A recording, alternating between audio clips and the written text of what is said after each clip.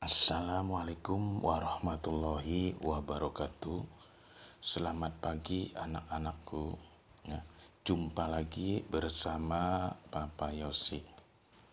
Dalam video kali ini, Bapak akan menyampaikan materi muatan pembelajaran bahasa Indonesia dan PPKN, yaitu kelas 6, tema 7, subtema 1, pembelajaran yang ke-6.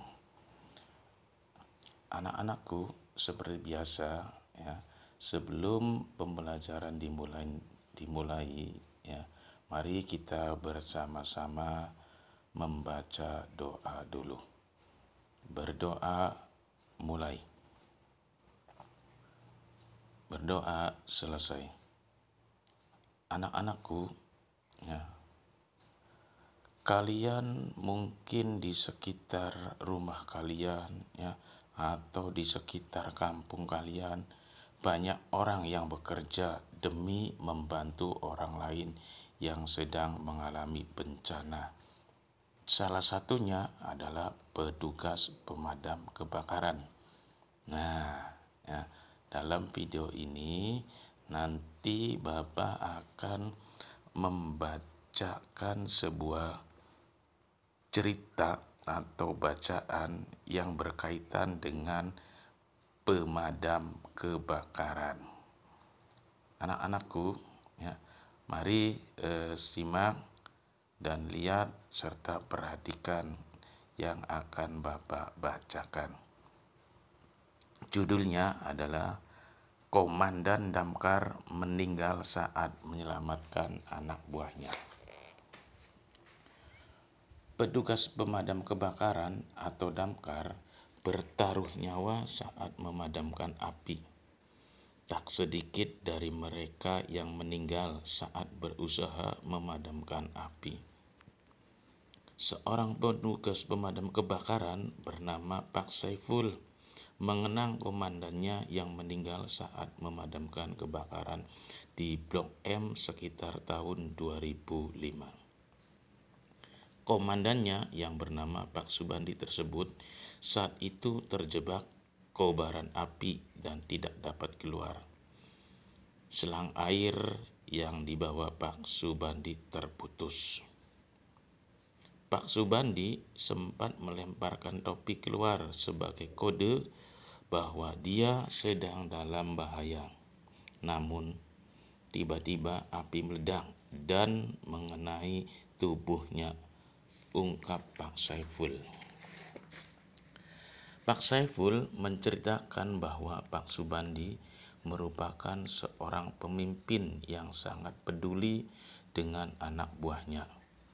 Meninggalnya Pak Subandi di lokasi kebakaran itu pun karena dia berusaha menyelamatkan tim pemadam yang sedang terjebak di dalam gedung yang sedang terbakar.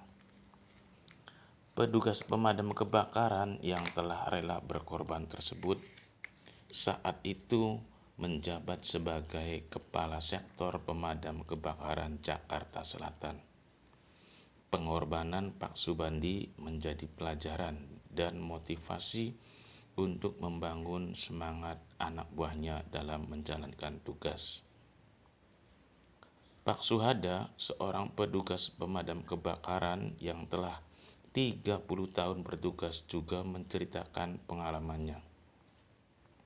Banyak kejadian kritis yang sudah dia lewati selama menjalankan tugas. Kalau sudah di depan api, saya sering berpikir jangan-jangan hari ini saya mati. Tetapi alhamdulillah, saya masih dikasih kesempatan hidup. Yang penting kita tulus menjalankan tugas. Jangan banyak mengeluh, kata Pak Suhada. Pak Suhada menceritakan kalau kaki kirinya pernah melepuh terkena air panas saat memadamkan kebakaran di sebuah pemukiman. Pak Suhada juga pernah terkena setrum dan runtuhan atap rumah.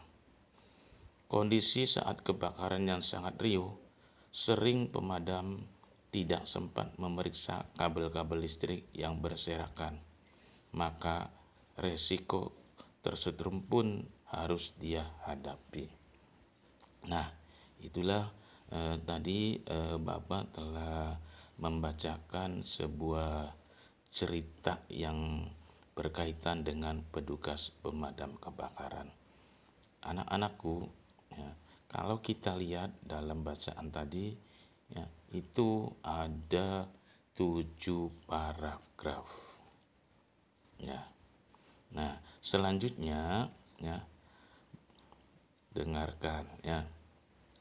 Silahkan, ya, kalian nanti, ya, belajar mencoba berdiskusi, ya, bersama dengan teman-temanmu. Apa yang didiskusikan yaitu, ya, tentunya berkaitan dengan bacaan tadi, ya. Dengarkan yang perlu didiskusikan oleh kalian, yaitu tuliskan pokok-pokok pikiran dari bacaan Komandan Damkar meninggal saat menyelamatkan anak buahnya. Nah, ya, silakan, ya, kalian renungkan, kemudian cermati, ya, dalam video tadi. Sudah? Nah, sekarang Bapak akan langsung memberikan alternatif jawabannya. Ya. Tadi yang ditanyakan adalah tuliskan pokok-pokok pikiran dari bacaan Komandan Damkar meninggal saat menyelamatkan anak buahnya. Ya. Yang pertama, ya, yaitu paragraf yang pertama, yaitu pokok-pokok pikirannya adalah petugas pemadam kebakaran atau damkar bertaruh nyawa saat memadamkan api. Nah, kemudian paragraf yang kedua, ya, pokok-pokok pikirannya adalah kesaksian Pak Saiful sebelum api meledak dan mengenai tubuh Pak Subandi. Kemudian paragraf yang ketiga, pokok pikirannya adalah pemimpin yang peduli dengan anak buahnya. Paragraf yang keempat, pokok-pokok pikirannya adalah pemimpin yang rela berkorban. Kemudian paragraf yang kelima, pokok pikirannya adalah pengalaman kritis petugas pemadam kebakaran. Kemudian paragraf yang keenam, pokok-pokok pikirannya adalah menjalankan tugas dengan tulus dan tidak pernah mengeluh. Kemudian paragraf yang ketujuh atau paragraf yang terakhir, pokok pikirannya adalah resiko menjadi petugas pemadam kebakaran. Nah, itulah alternatif yang ditanyakan, ya, dalam mencari pokok-pokok pikiran yang ada dalam bacaan tadi. Anak-anakku, ya, dari pembelajaran tadi, nah, ya, tentunya ini sangat berkaitan sekali, ya, dengan suri tauladan. Nah, sekarang, ya, silakan, ya, kalian dengarkan, ada beberapa pertanyaan tentunya yang berkaitan dengan bacaan tadi.